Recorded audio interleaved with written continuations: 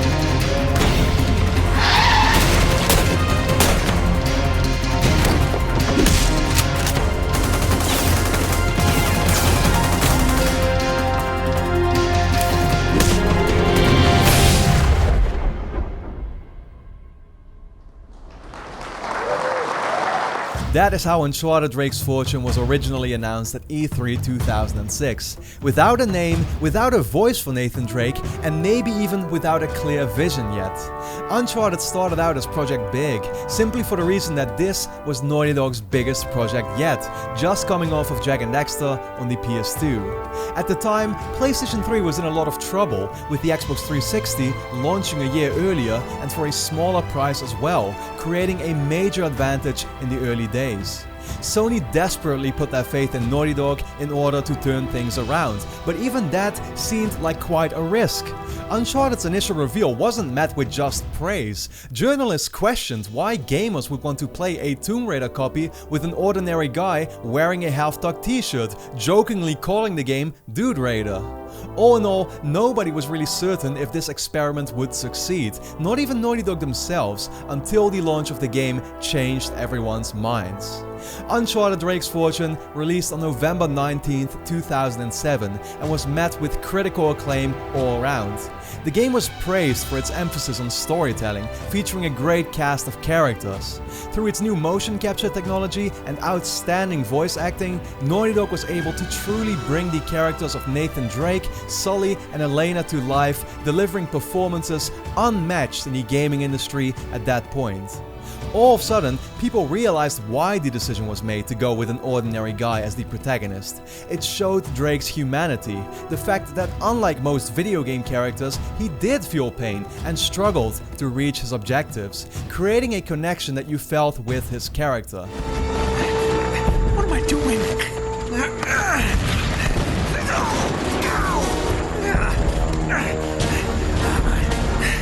Okay, just jump. Count to 5. Let's pull the cord. How hard could that be? Oh, crap.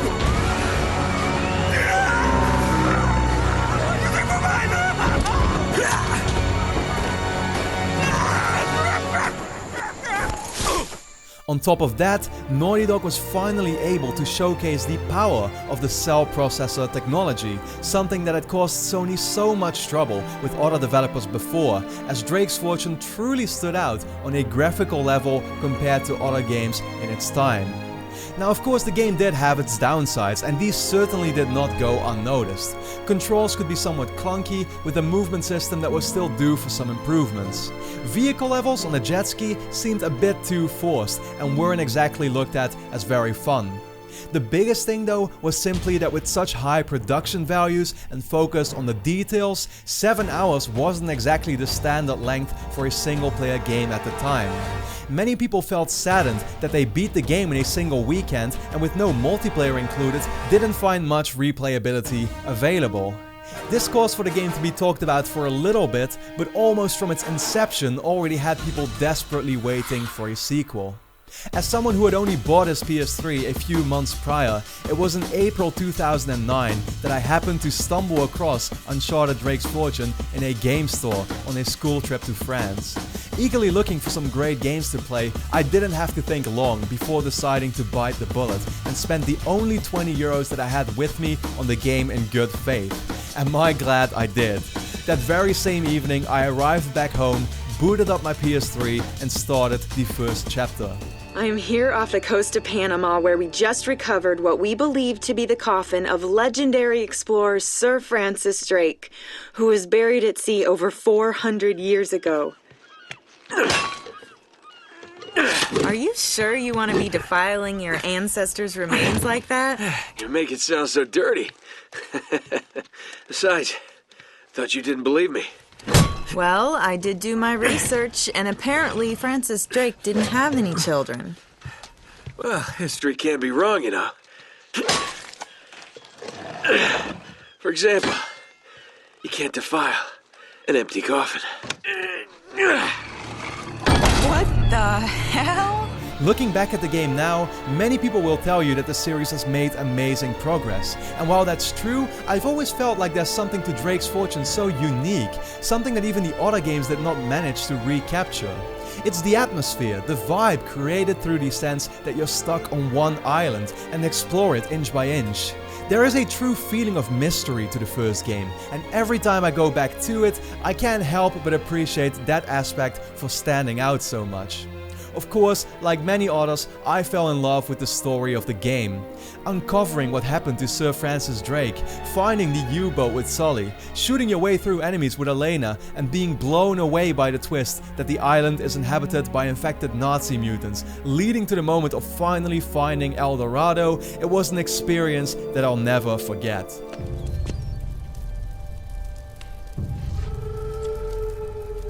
It's Drake. He never found it. He just died here.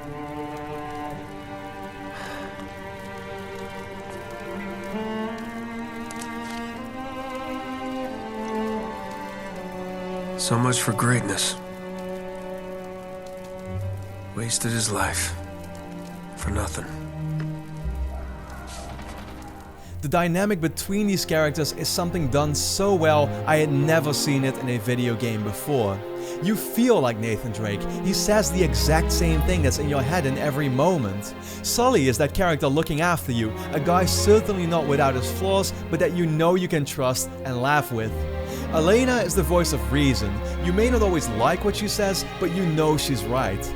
Even a character like Eddie Raja, while he's meant to play a villain with his funny personality, you can't help but to some extent still root for him too, and it sure was a sad moment to see him meet his demise in such a brutal way. Uncharted Drake's Fortune was a great start to what could be a much bigger adventure, one that we all hoped was yet to be continued, but couldn't know for sure. 1 year later, that uncertainty was finally put to rest.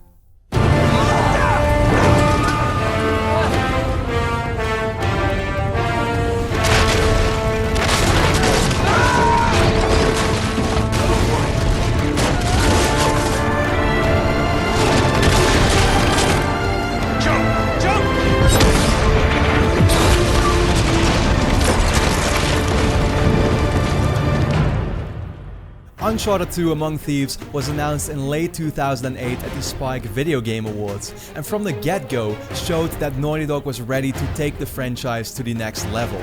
Showcases at E3 and Gamescom teased a variety of new settings, additional characters, incredible set pieces, and simply a much grander scope. Not just that, criticisms of a lack of replayability had been listened to, and the response was the introduction of a multiplayer mode, of which everyone questioned whether it could be good or not. It was at this point that I was fortunately able to catch on to the hype, and I couldn't wait for October to arrive. Expectations were high, but that the game was going to be able to blow even those expectations out of the water, nobody had seen coming.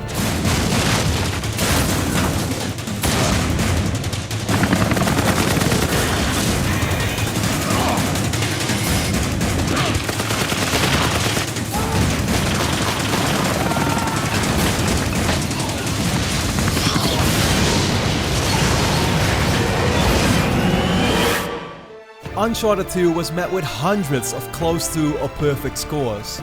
Naughty Dog managed to create their first true cinematic experience, achieving the goal that they had in mind for the franchise from the very beginning, and it was by many considered to be one of the best games ever made. It was a sequel that showed what sequels should be, an improvement in every single way.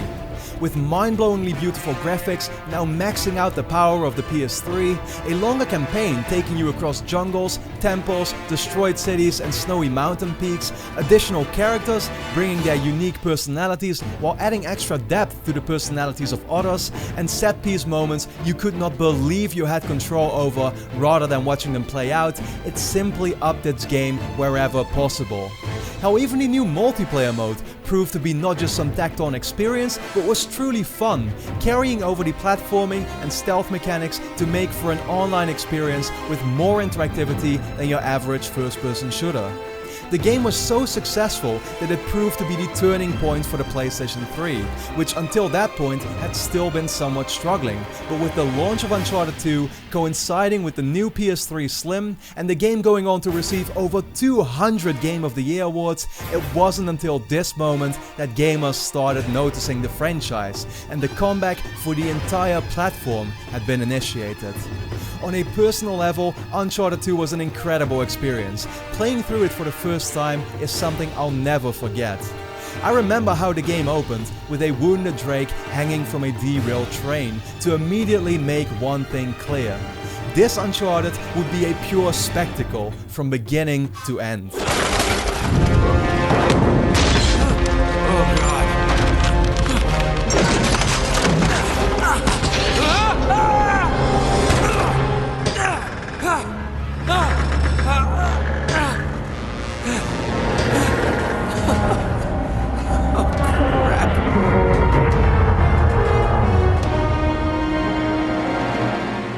But it wasn't just the spectacle that Uncharted 2 nailed, there was more to it than that.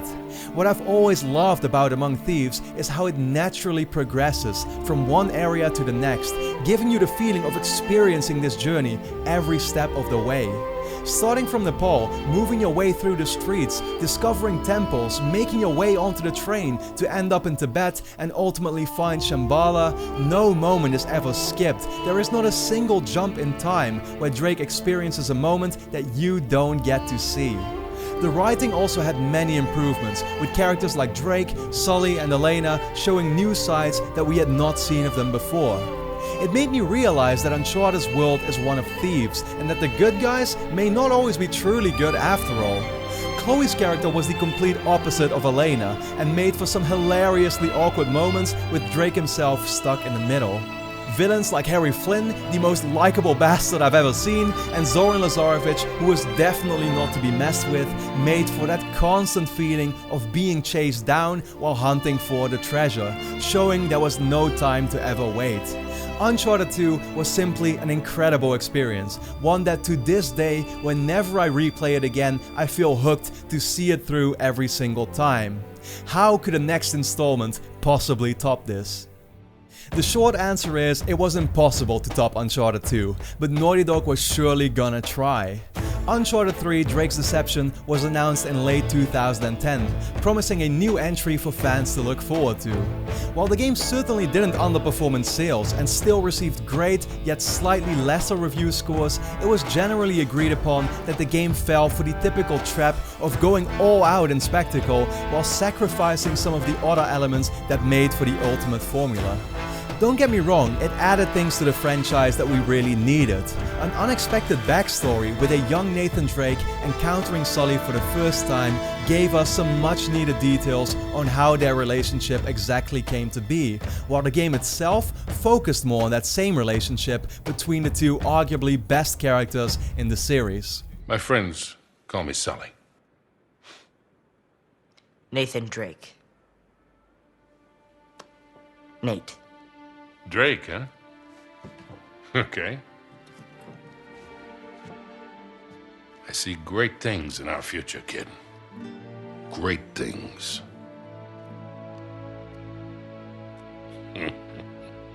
Set pieces were even more over the top, wowing you with a burning chateau, sinking ship and crashing plane which Drake amazingly managed to escape from. The multiplayer, while lacking balance for a long time, was overall faster paced and more fun, resulting in me having played it for hundreds of hours, creating some of the best memories I've had playing online. Last of all, Greg Edmondson's soundtrack, which I have to give a huge shout out to, as this video and the entire series wouldn't have been the same without it, was as incredible as it had already been, with even more beautiful and epic tracks than ever.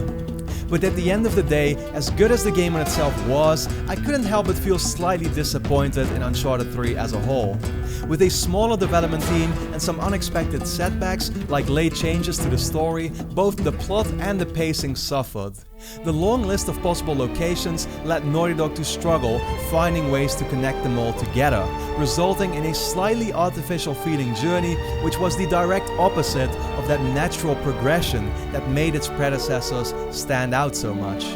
Underwhelming villains, a few plot holes here and there, shorter length and renewed but not as strong game mechanics only added to the experience, simply feeling somewhat rushed. This was all explained afterwards with the announcement of Naughty Dog's new IP The Last of Us, that a smaller team had already been working on for a while. At this point, gamers questioned whether Uncharted needed a break for it to come back later and better than ever. Years passed by and the PlayStation 3 generation came to an end, but on the very day the new PS4 would launch, Naughty Dog was back and announced what would be the return we had all been waiting for. One last time.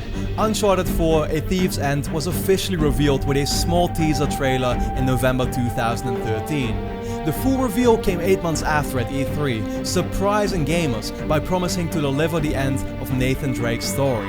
A bold risk as the franchise was more popular and sold better than ever before. The game initially saw quite an overturn. Director Amy Hennig controversially left the project with no reasons given, and many gamers wondered whether the series would see a different, darker and less expected tone. During its long development process, however, it became clearer with every showcase that this was still the Uncharted we loved, and that there would be little to fear. With May 2016 fast approaching, the hype was through the roof. And while I personally could not wait either, there was that sinking realization that Naughty Dog was about to have us say goodbye to these characters with one ultimate final chapter. What a conclusion it was.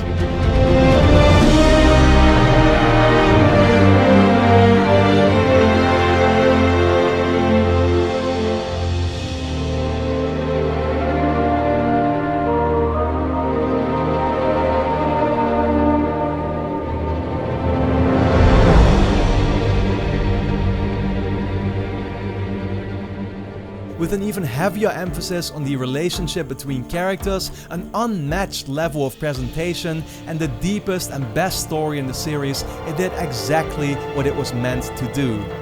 Levels were more open, introducing new elements like driving around freely and using the grappling hook for more interactivity in the environments than ever. Drake's brother Sam came out of nowhere, but his lack of presence in previous games was explained well, and their relationship felt real. Rafe stood out as the main villain, with motives that were understandable but didn't make him any less of a jealous competitor you wanted to win against. But ultimately, what really stood out was the change in pace. The game was simply more complex, not afraid to be slow, and its subtleness made for some fantastic moments that could have never happened otherwise.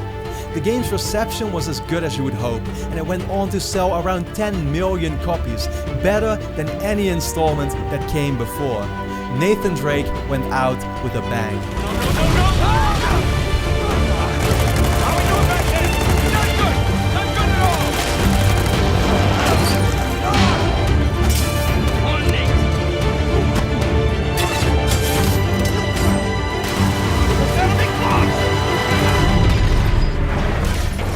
For me personally, Uncharted 4 meant the end of many things. This was a franchise I had grown attached to over the course of 7 years already, that got me to start this very channel and did more for me than I could possibly hope for.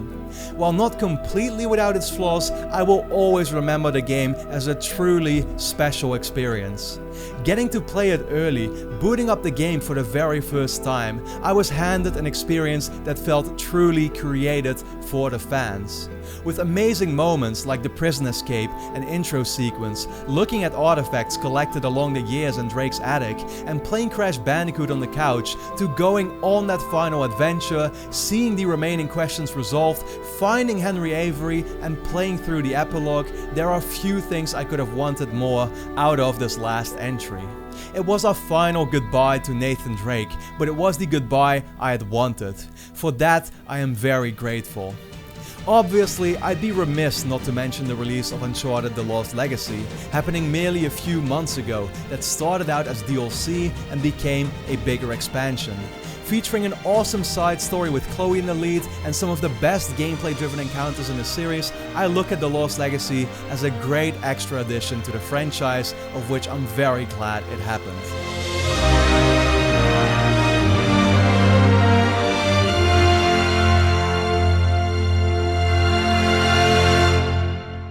And that leads us back to now, November 19th, 2017, 10 years after it all began.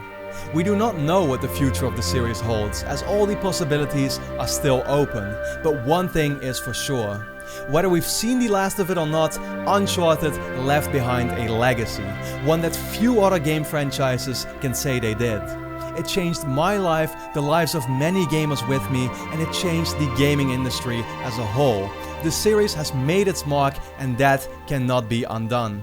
From a game that started off as Dude Raider with a nameless guy wearing his Half Tuck t-shirt in the jungle, to a gaming legend recognized by millions of gamers around the globe, Uncharted will never be forgotten. Sic Parvis Magna. Greatness from small beginnings. Thanks for watching this video on 10 years of Uncharted. I plan on doing videos like these every Sunday moving forward, so look out for next week, where I will once again provide you with an in-depth look on another gaming topic that interests me. If you enjoyed this episode, it would greatly help me out if you could leave a like on the video, share it with your friends to get it noticed, or subscribe to the channel if you hadn't done so already. These videos take an insanely long time to make, and your support is needed so I can keep going. Therefore, this video is made possible by all the people displayed on screen right now, who support me on Patreon on a monthly basis. Through your donations, not only do you help me make videos like these, but you also receive early access to them and many more rewards. If you would like to help me out and make it possible for me to continue uploading content like this, please head over to patreon.com/robingaming and pledge however much you feel like. Whether large or small, any amount contributes and is much appreciated. With that out of the way, I look forward to seeing you back soon, and then for now, thanks a lot for watching, and hope to see you again next time.